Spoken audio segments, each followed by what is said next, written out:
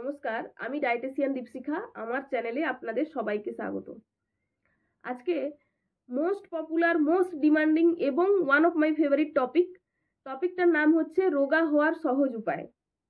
One of my favourite topic বলার কারণ হচ্ছে এই টপিক নিয়ে আলোচনা করতেও আমি খুব ভালোবাসি এবং এই টপিক সম্বন্ধে বলতে ভালোবাসি, মানুষকে অ্যাডভাইস দিতে ভালোবাসি এবং আমি লিখে দিতে পারি যে যদি আমার কথা কেউ ফলো করে চলে তাহলে 100% গ্যারেন্টি দিয়ে আমি বলতে পারি যে অবশ্যই সে রোগা হবে। রোগা তো হবেই, অবশ্যই হবে। এই ব্যাপারে আমি রোগা হওয়ার সহজ উপায়ে আমি আজকে কিছু টিপস বলবো, যে টিপসগুলো অবশ্যই ফলো করবেন এবং আপনি নিজেই পার্থক্য লক্ষ্য করবেন। প্রথমেই বলি যে রোগা হতে অনেকেই চায়, কিন্তু মানুষের মধ্যে ধৈর্য কম থাকে। মানে আমি কোথাও গেলাম, দেখলাম আমার বান্ধবীকে যে সে রোগা আছে, সে শরীরটাকে সুন্দরভাবে ধরে রেখেছে, খুব ভালো আছে, আমাকেও রোগা হতে হবে। এবার আমি বাড়ি এসে শুরু করে দিলাম। এবারে আমি এক্সারসাইজ করি বা ডায়েট চার্ট কোনো ডায়েটিশিয়ানের কাছ থেকে নিয়ে যাই করি, এটা কিন্তু আর বেশি দিন কন্টিনিউ করি না। কয়েকদিন পরে দূর হচ্ছে না, ছেড়ে দিই, এরকম ব্যাপারটা চলতে থাকে। আর একটা জিনিস আমি লক্ষ্য করেছি যে একজন কেউ রোগা হয়ে গেছে, তাকে জিজ্ঞাসা করলাম, মানে সে অনেক মোটা ছিল, রোগা হয়ে গেছে, তাকে জিজ্ঞাসা করলাম যে সে কি করে রোগা হলো। এবারে সে বললো যে আমি অমুক ডায়েটিশিয়ানের কাছ থেকে একটা ডায়েট চার্ট নিয়েছিলাম, ওটাই শুধু ফলো করেছি, আমি রোগা হয়ে গেছি। এবারে আমি কি করলাম, বান্ধবীর কাছ থেকে বা বন্ধুর কাছ থেকে ওই ডায়েট চার্টটা নিয়ে ফলো করতে পড়ে গেলাম, কিন্তু আমার মধ্যে কোনো পার্থক্য আসছে না, আসবে না, কারণ প্রত্যেকের ইন্ডিভিজুয়াল ডিফারেন্সেস রয়েছে। একজন মানুষের, আপনার বান্ধবীর হাইট ওয়েট যা আছে আপনার তো তা হতে পারে না। ওই বান্ধবীর ড্রেস কি আপনাকে স্যুট করে? হয় না তো, হয় স্টিচ করতে হয়, নাহলে যে কোনো কিছু করে পরতে হয়। সেরকম ব্যাপার, প্রত্যেক মানুষের মধ্যে ইন্ডিভিজুয়াল ডিফারেন্সেস রয়েছে। প্রত্যেক মানুষের বিএমআই আলাদা হয়, হাইট ওয়েট সমস্ত আলাদা হয়, তাদের ডায়েট চার্ট, প্রত্যেক মানুষের ডায়েট চার্ট অবশ্যই আলাদা হবে। আমি যদি বলি তার ডায়েট চার্ট আমি ফলো করে হয়ে যাবে, সেটা তো কখনোই হবে না। এ ব্যাপারে একটা কথা বলি, আমার কাছ থেকে যদি পার্সোনাল কোনো ইন্ডিভিজুয়াল ডায়েট চার্ট নিতে চাও, তাহলে আমি স্ক্রিনে নাম্বার দিয়ে দেবো, সেখান থেকে আমাকে কল, হোয়াটসঅ্যাপ করে আমার কাছ থেকে ডায়েট চার্ট নিতে পারবেন। এবার বলি যে ডায়েট চার্ট, মানে ডায়েট রোগা হওয়ার কিছু ছোট ছোট কয়েকটা টিপস। আমি পুরো সকাল থেকে রাত অবধি বলছি না, কারণ যদি আমি পুরো সকাল থেকে রাত অবধি বলতে থাকি, ইন জেনারেল বললে একটা আলাদা ব্যাপার আছে, কিন্তু প্রত্যেকের যেহেতু ডায়েট চার্ট আলাদা হয়, তাই আমি সকালে একরকম, সকালে বলবো ব্রেকফাস্ট, লাঞ্চ, কিন্তু ওইরকম ফলো করলে হয় না, প্রত্যেকের জন্য আলাদা আলাদা ডায়েট চার্ট অবশ্যই দরকার হয়। যাই হোক, বেশি না বকে আমি মেন কথায় আসি। এবার বলি রোগা হওয়ার কিছু গুরুত্বপূর্ণ টিপস। নাম্বার 1, সুগারি সমস্ত আইটেম পুরোপুরি বন্ধ করতে হবে।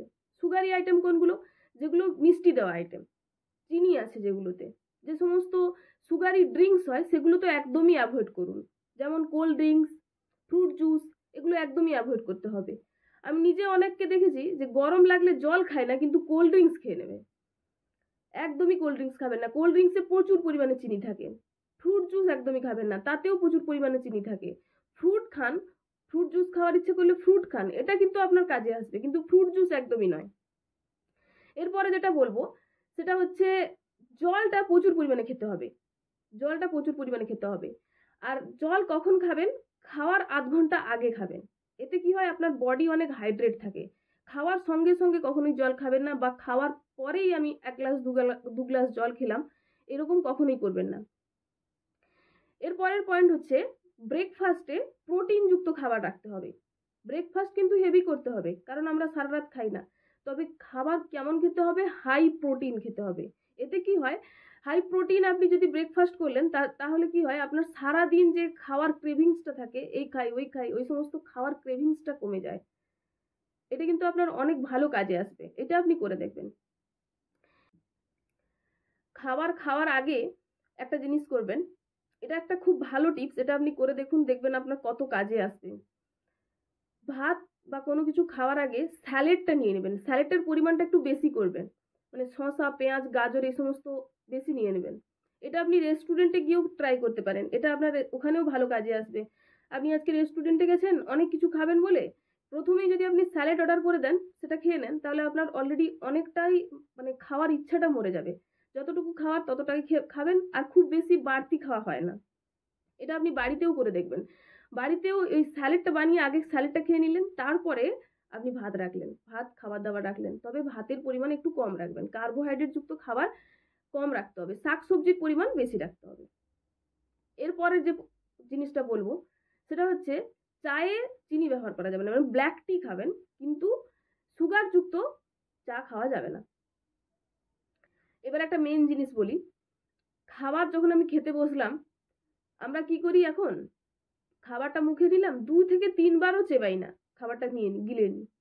এটা একদমই করবেন না। খাবারকে 10 থেকে 12 বার ভালোভাবে চেবাবেন। এতে আপনার মানে রোগা হওয়াতে যে কত হেল্প করবে আপনি নিজেই করে দেখুন, তারপরে বুঝতে পারবেন। এছাড়া আপনার হজমে সাহায্য করবে, আপনার কোষ্ঠকাঠিন্য থাকলে তাতে অনেক সাহায্য করবে। ভালো করে চিবিয়ে ফিল নিয়ে খান, এটা আপনাকে অনেক সাহায্য করবে রোগা করতে। এছাড়া এক্সারসাইজ আপনাকে করতে হবে। এবারে কেউ বলবেন আমি এক্সারসাইজ তো করতে পারবো না। এখন ভিডিওতেও অনেক দেখছি আমি এক্সারসাইজ ছাড়াই রোগা হওয়ার সহজ উপায়। এরকম কখনোই হয় না, বুঝতে পারলেন? শুধুমাত্র ডায়েটের উপর ভিত্তি করে রোগা হওয়া সেটা তো কখনোই হয় না। এক্সারসাইজ আপনাকে করতে হবে। এবার আমি বলবো যে এক্সারসাইজ যারা একদমই করতে পারবেন না তাদেরকে আমি বলবো যে মিনিমাম হাঁটুন। হাঁটাটাও কিন্তু খুবই অনেক প্রয়োজন এবং হাঁটাও আপনাকে রোগা হতে অনেক হেল্প করবে। আপনি আস্তে আস্তে শুরু করুন, 10 মিনিট, 15 মিনিট, ধীরে ধীরে 30 মিনিট পর্যন্ত নিয়ে যান। দেখবেন এই 30 মিনিট আপনাকে রোগা হওয়ার সঙ্গে সঙ্গে আপনাকে কত রোগ থেকে বাঁচাচ্ছে সেটাও আপনি নিজে বুঝতে পারবেন না। আমার ভিডিও যদি ভালো লেগে থাকে তাহলে অবশ্যই লাইক, কমেন্ট, শেয়ার করবেন এবং চ্যানেলটাকে সাবস্ক্রাইব করে যাবেন।